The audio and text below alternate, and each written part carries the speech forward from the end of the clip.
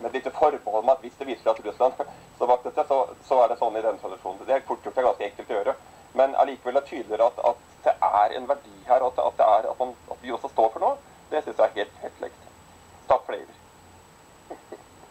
Supert. Da er et spørsmål til fra salen, og så går jeg til panelet. Vær så god. Ja.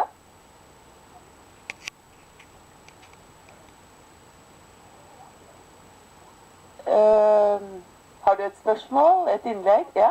Ja, supert. My name is Comfort Onye. I come from Uganda, and I'm a project coordinator for an organization in the names Added Value with Diaspora. And Madam Moderator, allow me to give you a little advice on the obvious, that is the SDG 2030. But thereby say that your pink card has been allocated a duty which devalue SDG8 and the SDG10.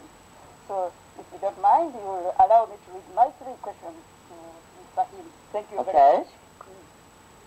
The first speaker began with a very good introduction, definition of the question of the question.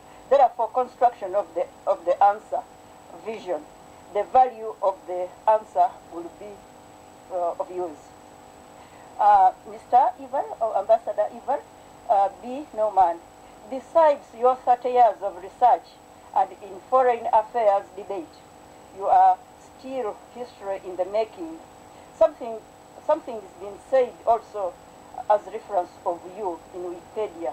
In that regard, what advice can you be to NUPI in Wikipedia, given the fact that Wikipedia has stated that in the modern era, the term feudalization is used for policies that give special privileges to organized groups such as NGOs.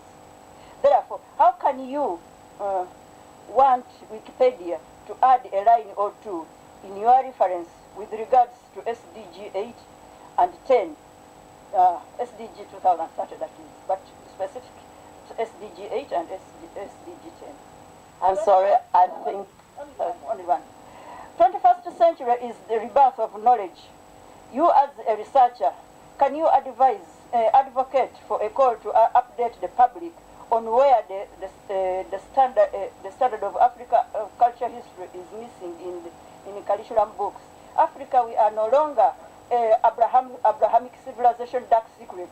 So now you are history in the making. May I call you Stand with Africa to advocate for Africa history into syllabus books? Thanks. Thank you. Thank you so much for that question.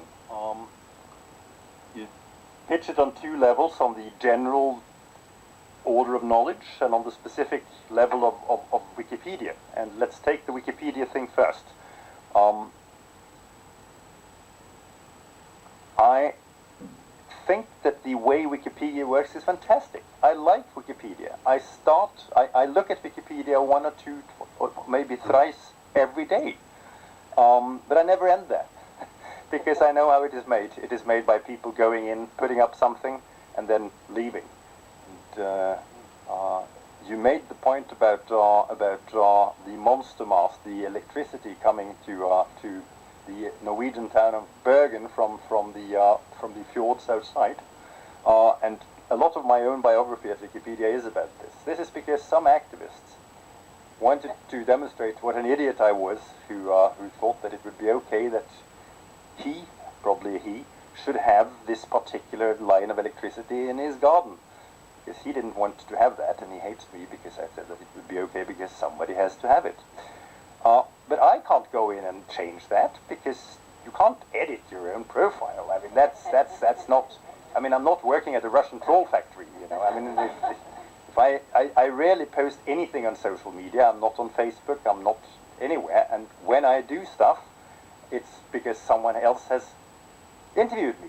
So I'm sorry I can't help you there.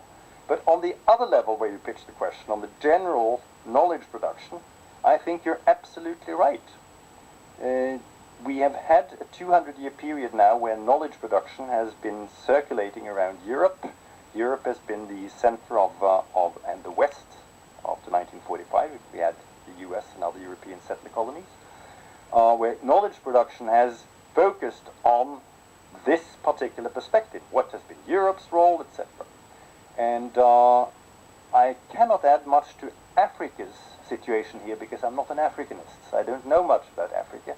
But Ina Wiegand and I think Ina is sitting here somewhere, right down there.